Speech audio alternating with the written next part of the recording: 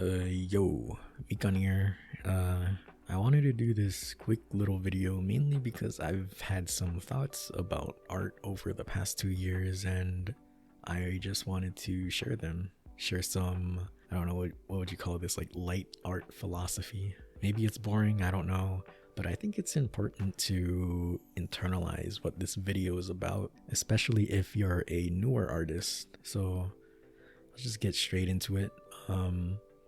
Also some speed paint in the background of something I don't really know yet because I'm recording this before actually drawing, so hopefully whatever I'm drawing looks good at the end.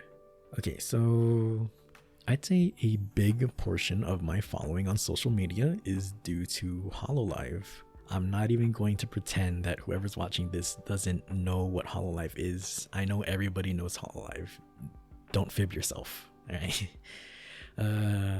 So yeah, I mainly did Hololive fan art between 2020 and 2021, around that time frame, and doing that really boosted my Twitter followage by like a lot, like 1,000% or like even more or something.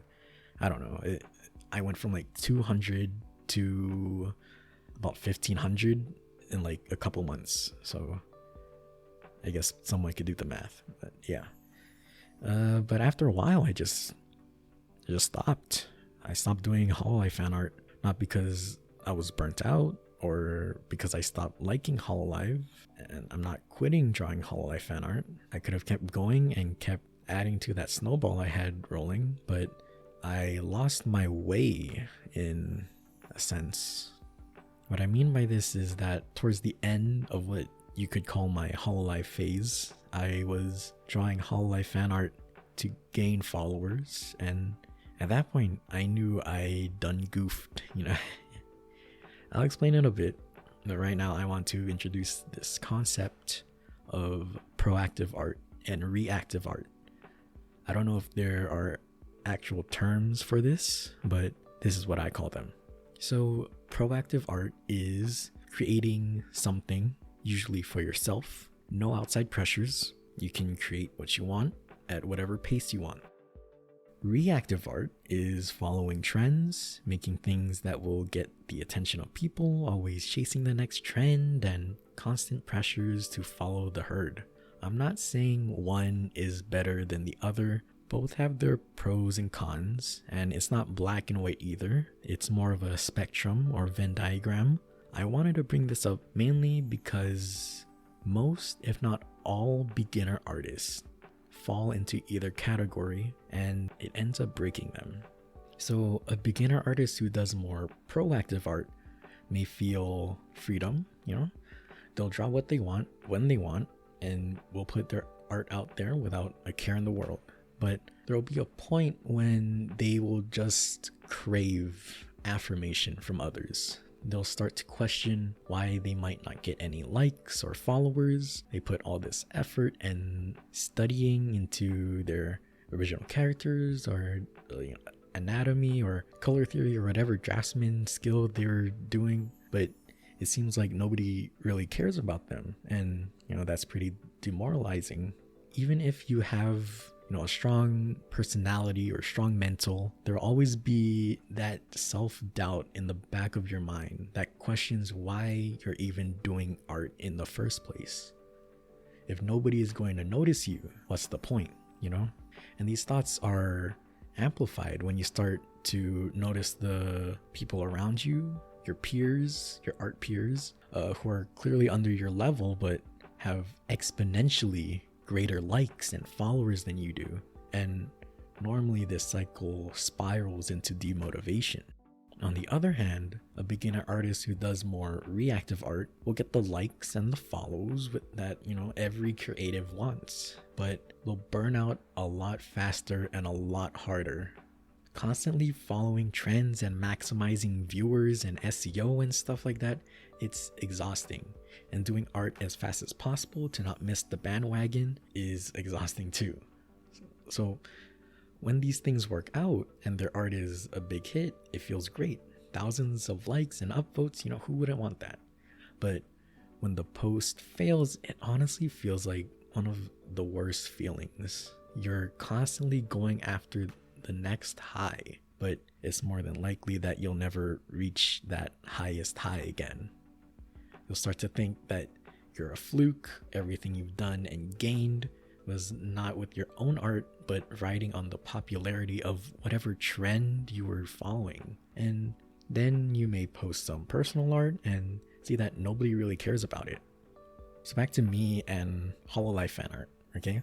So at first I enjoyed it. I really enjoyed doing Hololive fan art. That's because there was no reason. I just enjoyed it. There was no extrinsic reason for me to do it. The follows and the likes and the upvotes and the comments were all just secondary side effects to my art. And I usually drew whatever came to my mind first, whatever I found funny or interesting. But as time went on, I started to chase the clout. I was doing Hololive fan art not because I wanted to, but because I craved the numbers. And as I did more, I was getting diminished returns. My art wouldn't pop off as I would like, and I was getting less and less likes for things I was putting more and more time into. And I came to the realization of just why was I doing this? Why was this happening? In retrospect, it's easy for me to see why this happened. In the beginning, it was all fun for me. I wasn't expecting to grow my socials through Hololive fan art. It just something that happened. But when I started to care about the numbers and stuff, I actually knew the optimal time to post my art. It was 12 to 1 p.m. Hawaii Standard. I post to Twitter with the appropriate hashtags, then to Reddit and have a catchy title and a link to the Twitter post with the quippy hyperlink. I had essentially gamified it, but I was also playing with RNG basically. Obviously not all posts landed, and it would hurt when something I spent a lot of time and effort on was barely getting any traction. It just felt bad and led me to not necessarily quit drawing Hololive fan art, but only do it when I wanted to. The latest Hololive drawing I did was the Ameverse Dark Knights thing. I was actually super proud of it. Not the art necessarily, I think I could have done better with the art, but the concept of it, I really enjoyed creating it. The thing is, it only has about 1k likes, and normally that would seem bad compared to my other Hololive stuff that got a lot more, but I'm content with it, and I think it has to do with my enjoyment and detachment from any expectation of value from it. I looked through some of my Hololive fan art and also analyzed the ratio of likes and stuff, and I found that it was pretty consistent. My content with lower affirmation correlated with my enjoyment of the concept of whatever I drew, if that makes any sense. If I truly enjoyed drawing something, it didn't really matter to me if it bombed. And that's the power of proactive art. Now, we're going to circle back to proactive art versus reactive art. In my opinion, I'd say a healthy ratio of proactive and reactive is 70 to 80% proactive and 30 to 20 reactive. Drawing what you want to draw is probably the most important thing you can do. Draw for yourself, be selfish.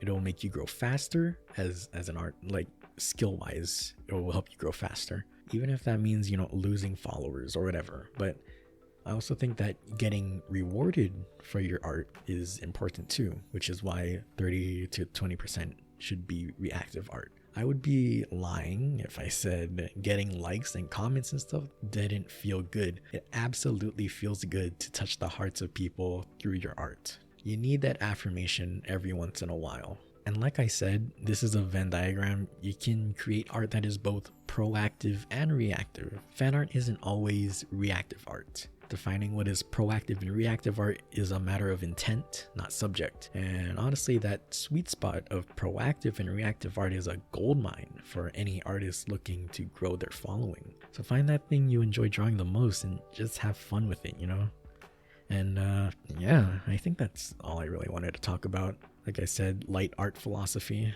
But I hope this was something someone out there finds intriguing to think about. I think that's all. Yeah, that's all. See ya.